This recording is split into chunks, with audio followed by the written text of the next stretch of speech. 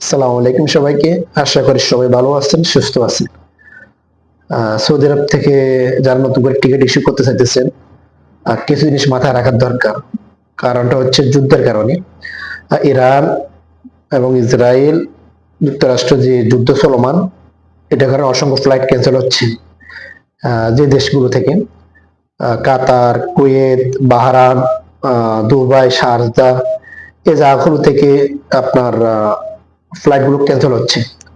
এখন আপনারা যারা নতুন করে টিকিট কাটবেন সৌদি আরব থেকে যাওয়ার জন্য, আপনারা এই দেশগুলো একটু ইতিমধ্যে 5 থেকে 10 দিন একটু এড়িয়ে চলেন। ওই জায়গাগুলো স্টে দিয়ে আপনারা কোনো টিকিট ইস্যু করবেন না, কারণ সম্ভাবনা বেশি টিকিট গুলো ক্যান্সেল হয়ে যাওয়ার।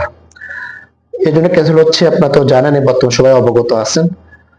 এই জিনিসগুলো একটু মাথায় রাখবেন। এই দেশগুলোতে আপনারা কোনোভাবে স্টে দিয়ে বা ওই এয়ারলাইন্স গুলোতে এখন এই মুহূর্তে টিকিট কাটবেন না, তাহলে ইনশাল্লাহ আশা করি আপনাদের জন্য ভালো হবে। তাহলে এই বিষয়গুলো মাথায় রাখবেন ইনশাল্লাহ। ধন্যবাদ সবাইকে। আসসালামু আলাইকুম।